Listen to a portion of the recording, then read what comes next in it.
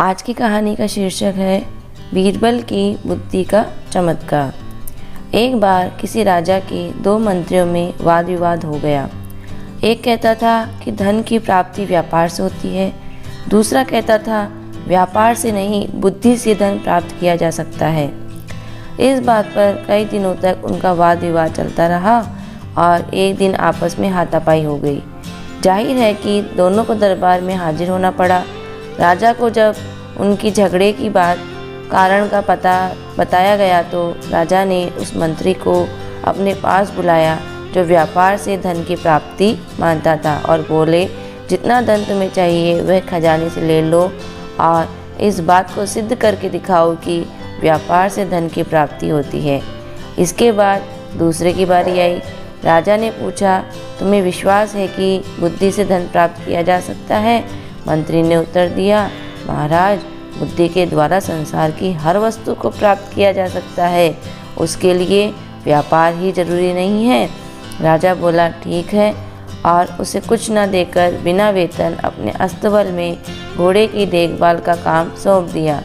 दोनों मंत्रियों को आदेश हुआ कि 6 महीने के अंदर अपनी बात को प्रत्यक्ष कर दिखाएं, वरना दोनों को कड़ी सजा दी जाएगी। जिस मंत्री को खजाने से बहुत सा धन मिला था उसने सारे शहर दुकानें खोल दी और अधिक से अधिक पैसा बनाने के चक्कर में दिन रात परेशान रहने लगा, जबकि दूसरा अस्तबल में बैठकर सोचने लगा कि किस तरह पैसा बनाया जाए। तभी उसे एक तरकीब सूझी। उसने घोड़ों की लीद को सूंघना शुरू कर दिया। राजा के अस्तबल में 700 घोड़े थे और हर घोड़े पर एक सवार नियुक्त किया गया था। मंत्री को घोड़े की लीद सूंघते देख अस्तबल के कर्मचारियों में खलबली मच गई। वे मन ही मन डर गए, ना जाने मंत्री क्यों घोड़े की लीद सूंघ रहे हैं। एक दिन अस्तबल के मुखिया ने पूछा, महाराज, आप घोड़े की लीद क्यों सूंघते हैं? मंत्री गंभीर हो गया और बोला, इस बात का पता लगाना चाहता हूँ कि घोड़े कमज़ोर क्यों होते जा रहे हैं। अब मालूम हुआ कि तुम लोग कितने नमक हराम हो। घोड़ों के हिस्से का दाना खुद खा जाते हो और उन्हें केवल घास ही मिल पाती है। यह बात राजा को बतानी पड़ेगी। सुनकर मुखिया की जान संकट में पड़ गई। सोचा, मंत्री ने यह बात राजा को बता दी तो सबको नौकरी से निकाल दिया जाएगा, साथ ही कठोर दंड भी मिलेगा। उसने सभी सवारों से पैसे इकट्ठे किए और एक खासी रकम मंत्री के हाथ देते हुए प्रार्थना की कि वह इस बात की चर्चा महाराज से ना करे। कुछ ही दिन के अंदर मंत्री ने हजारों रुपए लाकर राजा के सामने रखा। मंत्री का ये कमाल देखकर राजा को आश्चर्य हुआ।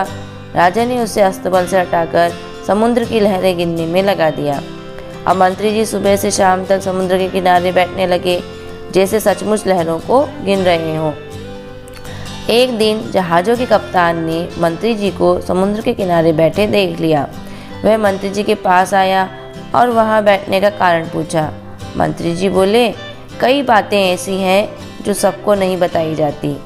यह समझ लो कि महाराज ने लहरें गिनने का काम मुझे सौंपा है, लेकिन तुम्हारे जहाज़ों के आने जाने से लहरें टूट जाती हैं और राजा की आज्ञा का पालन नहीं हो रहा है।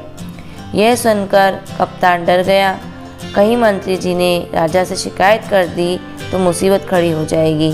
यह सोचकर उसने अपने मल्लाओं से बहुत सा धन इकट्ठा किया और मंत्री के हवाले करते हुए बोला कि महाराज से इस बात का जिक्र ना करें। मंत्री मन ही मन प्रसन्न हुआ। अगले दिन उसने बहुत सा धन लाकर राजा के सामने रखा तो राजा चकित रह गए और सोचने लगे, अब क्या किया जाए। उसे कहीं ऐसी जगह फिट करना चाहिए जहाँ थोड़ा भी आमदनी ना हो। राजा ने उसे समुद्र तट से हटाकर रात में तारे गिनने का काम दे दिया। अब तो रोज ही मंत्री महोदय शाम के वक्त घर से निकल पड़ते और रात भर आसमान में आंखें गड़ाकर बस्ती में घूमने लगे।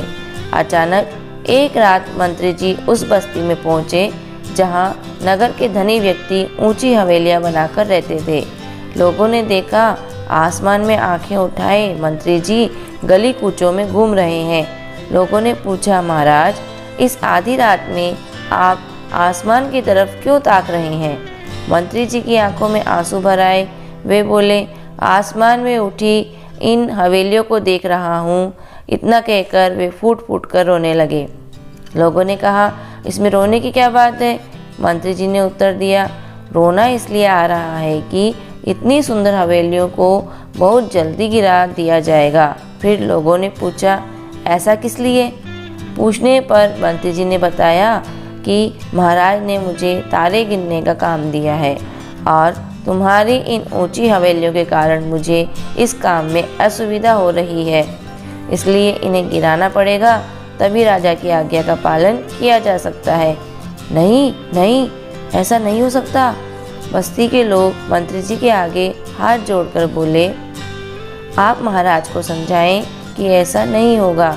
बिना इन्हें गिराए भी तारों को गिना जा सकता है। हवेलियाँ गिरा दी गई तो हम लोग उजड़ जाएंगे। आप जितना पैसा चाहते हैं वह हमसे लें, लेकिन इन हवेलियों को बचा लीजिए। अच्छा, कोशिश करूँगा। इस बार मंत्री जी ने बहुत बड़ी रकम बस्ती के लोगों से निकाल ली और उसे लाकर राजा के सामने पटक दिया। मंत्री की इस विलक्षण बुद्धि पर राजा की आंखें खुल गई। उसे विश्वास हो गया कि मंत्री ने सच कहा है। बुद्धि के द्वारा संसार की हर वस्तु को प्राप्त किया जा सकता है। 6 महीने के अंदर मंत्री ने अपनी बात को प्रत्यक्ष कर दिखाया। इससे राजा बहुत प्रसन्न हुआ और उसे अपने दरबार का मुख्यमंत्री बना दिया। धन्यवाद। तो दोस्तों, आपको ये कहानी कैसी लगी कमेंट करके बताएं। वीडियो को लाइक और शेयर करें, चैनल को सब्सक्राइब करें। Thank you.